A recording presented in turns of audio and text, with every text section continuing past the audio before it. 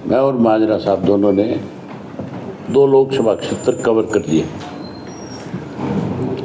पहले 3 दिन कुरुक्षेत्र में लगे थे, रोजाना 3 असेंबली कॉन्स्टिट्यूंसीज की मीटिंग हमने करी, और अब 3 दिन से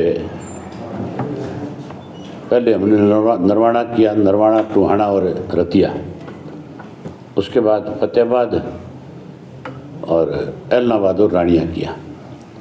आज डबवाड़ी के बाद काणावाड़ी, अब सरसा की मीटिंग थी। ये जो हमारी मीटिंगें थी, इनमें हमने कार्यकर्ताओं की बैठक बुलाई थी ताकि इलेक्शन की उनकी आगे जिम्मेवारी लगाएं कि उन्होंने किस तरह से पार्टी के प्रचार प्रसार को आगे बढ़ाना है, कैसे जोन के सत्र के ऊपर अलग अलग जिम्मेवारी किस किस साथी की क्या क्या है उसके लिए। लेकिन ये हमारी मीटिंगें कार्यकर्ताओं की मीटिंग थी, वो जलसों में तब्दील हो गई। मतलब कोई मीटिंग ऐसी नहीं थी जिसमें 5-4 हज़ार लोगों की हाजिरी ना हो। जो लोग इंडियन नेशनल लोकदल पार्टी को कहीं बहुत कम आंकते थे, आज उन लोगों के फोन आने शुरू हो गए। अब तो एक चर्चा का विषय बन गया पूरे प्रदेश में कि इंडियन नेशनल लोकदल पार्टी जो है वो एक अलग तरह का 4 तारीख को जब रिजल्ट आएगा जून को, तो लोगों को तो अचंभा नहीं होगा, लेकिन जो हमारे विरोधी है उनको बहुत तकलीफ होगी उससे। मैं हमारे कार्यकर्ताओं की मेहनत के बलबूते पे एक बात खुल के कह सकता हूँ कि सरसा लोकसभा सीट जो हम लाखों वोटों से जीतेंगे, हर हालत में जीतेंगे।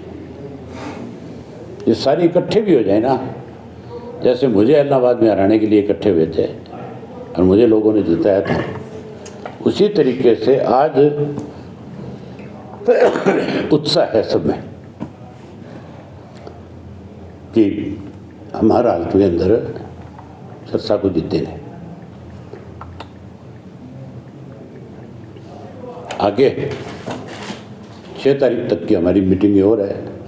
6 को चौधरी देवीलाल जी की पुण्यतिथि है। आपके माध्यम से मैं सारे प्रदेश के हमारे पार्टी के साथियों से कहना चाहूँगा, जो चौधरी देवीलाल के प्रति श्रद्धा रखते हैं, उन लोगों से भी कहना चाहूँगा कि प्रदेश भर के अंदर जगह जगह पे चौधरी देवीलाल जी के स्टैचू लगे हुए हैं। हमारे युवा साथियों से तो कहूँगा कि वो उस दिन ब्लड डोनेशन करें जो लोगों के काम आए। बाकी पार्टी के जो साथी हैं वो चौधरी देवीलाल के स्टैचू पे जाएं और फूल मालाएँ करें, मिठाइयाँ बांटें, और लोगों की कैसे क्या सहायता हो सकती है वो भी करें, ताकि चौधरी देवीलाल की आत्मा को और ज़्यादा शांति मिले कि मेरा कार्यकर्ता आज भी मेरे प्रति उतना ही समर्पित है। 6 को ही बाकी 9 जो कैंडिडेट हैं उनकी अनाउंसमेंट हो जाएगी ना? 6 को नहीं अनाउंसमेंट करेंगे। 6 तारीख को हमने हमारी कोर कमेटी की मीटिंग रखी है, उसमें और नामों पे चर्चा हो सकती है, डिस्कशन हो सकता है, रखी चुनाव के लिए मीटिंग हो। उसमें चौटाला साहब होंगे, उन्हीं की अध्यक्षता में मीटिंग होगी दिल्ली में। फिर उन्हीं के दिशा निर्देश के अनुसार आगे की रूपरेखा तैयार करें। चौटाला साहब, कुरुक्षेत्र आप मीटिंगें करके आए हैं, किस तरह का समर्थन आपको मिल रहा है? मैं कह रहा हूँ कि कार्यकर्ताओं की मीटिंग जो है वो जलसों में तब्दील हो गई थी। आपने सोशल मीडिया का आजकल टाइम है, कोई आदमी कितने भी बड़ा सफाई दे, उस पर 1 मिनट में पता चल जाता है। आज हमारी जो डबवाड़ी की मीटिंग थी वो अनाज मंडी में थी। मैंने सारी मीटिंगें अनाज मंडी में रखी है। कार्यकर्ताओं की बैठक कोई अनाज मंडी में नहीं रखता, अनाज मंडी में जलसे हुआ करते हैं, रैली होती है। और तुम डबवाड़ी की मेरी लाइव अभी भी बहुत सारी जगह पे चल रही, उठा करके देख लो, देखिए चलाइए, आपको पता लग जाएगा कि कितने लोग हैं। कल रानिया की जो थी वो भी आप लोगों ने देखी होगी, मैं गया आप गए थे उस पर कितने लोग थे आप बता दें? इलाहाबाद से ज़्यादा थे। मेरे खुद के हल्के से भी उसमें ज़्यादा था। ज़्यादा का मतलब ये नहीं कि कोई 1500, जोश भी ज़्यादा था। हाँ 1500 नहीं, मतलब वो पूरा शेड भरा हुआ था। तो फिर जब लोगों में इस तरह का उत्साह है, जोश है, सरकार के प्रति जो नाराज़गी है, मान के चलो जहाँ सरकार के प्रति नाराज़गी है वहाँ कांग्रेस के भी 10 साल के शासन को लोग भूले नहीं हैं। बहुत प्रताड़ित किया सिरसा के लोगों ने। सिरसा का कोई व्यक्ति किसी के बहकावे में नहीं आएगा, अब तो सीधा फैसला करेगा। आज अशोक तंवर का भी विरोध हुआ है जी, किसानों ने झंडे दिखाए हैं, नारेबाजी की है करनौली गाँव फतेहाबाद। आप मुझे बताओ स्वागत क्यों करें इनका? जब ये किसानों का विरोध करते हैं, इससे ज़्यादा बड़ी शर्म की बात हो नहीं सकती कि मनोहर लाल खट्टर जब अपनी सुरक्षा के लिए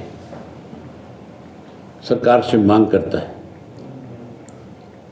तो उसको जो सुरक्षा प्रदान की जाती है उसमें लिखा हुआ है कि इसलिए इसको जेड सिक्योरिटी दे दी जाए कि इसको किसानों से डर है। हमारा तो प्रदेश ही किसानों पर निर्भर करने वाला प्रदेश है। ये देश किसानों पर निर्भर करता है। हमारे तो देश का नाम कृषि प्रधान देश है, और वहाँ अगर कोई प्रधानमंत्री रहा हो, वहाँ कोई मुख्यमंत्री रहा हो, वो कोई सिक्योरिटी लेने के लिए और उसके लिए पुलिस डिपार्टमेंट ये लिखे तो फिर उसको हमारे प्रदेश में रहने का अधिकार नहीं है। इसका मतलब सीधा है कि उसने मुख्यमंत्री रहते 9.5 वर्ष में किसान कम्युनिटी को सबसे ज़्यादा परेशान किया है। अब मौका है, वो किसान इससे बदला लेंगे, इसीलिए इनका जगह जगह विरोध होगा। एक समय ऐसा आ जाएगा चुनाव में कि हर गांव के अंदर जैसे किसान आंदोलन में लोग सारे राजनीतिक मतभेद भुला बैठे थे, उसी तरह भुला करके इनको गांव में बैनर लगा करके गांव से बाहर निकाल देंगे। जहां बीजेपी वाले नेता चाहे सीएम या पीएम में कहीं भी जाते हैं, एक ही नारा उनका रहता है कि हम 400 पार कर रहे हैं। यहाँ पे 75 पार का नारा लगाया था, 40 में सिमट गए थे।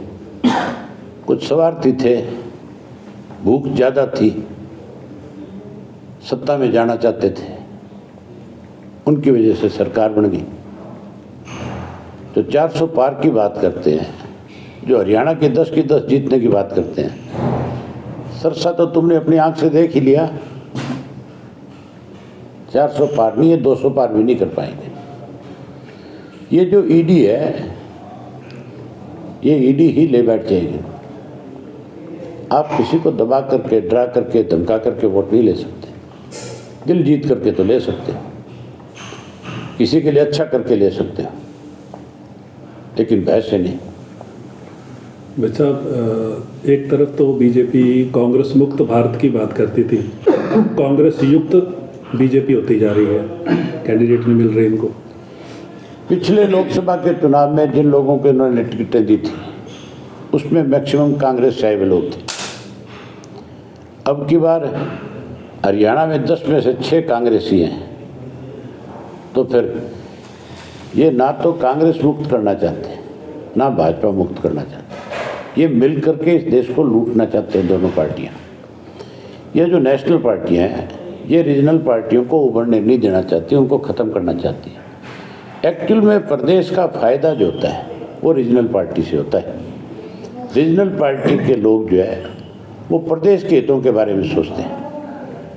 नेशनल पार्टियां जो है वो केवल अपना स्वार्थ देखती हैं। आप कहीं पे भी देख लो, नेशनल पार्टियां जहाँ पे सत्ता में हैं वहाँ लोगों को आज भी दिक्कत है। जहाँ रीजनल पार्टियां सत्ता में हैं वहाँ लोगों को ज़्यादा सुविधाएं मिली है। बात की जाए तो हरियाणा की 10 लोकसभा सीटें हैं, आपको सबसे हॉट सीट कौन सी लगती है? ये तो तुम बता सकते हो, तुम्हें ज़्यादा जानकारी होती है इन चीज़ों की। ये जब तुम सारे टिकट अनाउंस हो जाएंगे, सारे लोग मैदान में आ जाएंगे, तब तुम ज़्यादा आकलन करोगे। आप लोग ज़्यादा अच्छा आकलन करके बताओगे। मुझे और तो ज़्यादा कुछ नहीं कह सकता, लेकिन भाजपा की चर्चा नहीं होगी कहीं पे कि भाजपा की वजह से सीट वोट होगी, ये पक्का है। भाजपा का ग्राफ दिन ब दिन गिरता जाएगा। दिल्ली के रामलीला ग्राउंड में 28 पार्टियां जो है इंडी गठबंधन जो है वो इकट्ठी हुई, उसको कैसे देखते हैं? कहाँ पे? कल रैली दिल्ली के अंदर रामलीला मैदान इंडिया गठबंधन की। हाँ, अरविंद केजरीवाल को लेकर वो 28 इकट्ठे होकर के टिकटों का बंटवारा तो कर ले पहले, आप दूर क्यों जाओ?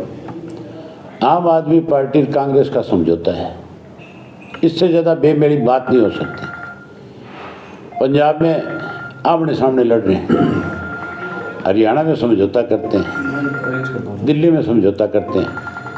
वो कांग्रेस पार्टी उस आम आदमी पार्टी के साथ समझौता करती है हरियाणा के अंदर, जिसने हरियाणा का SYL का पानी रोक रखा है। आप उसको कैसे गठबंधन कह सकते हो? ये स्वार्थ है, और स्वार्थ कभी सिरे नहीं चढ़ सकता। जो स्वार्थी हो जाता है वो डूब जाता है।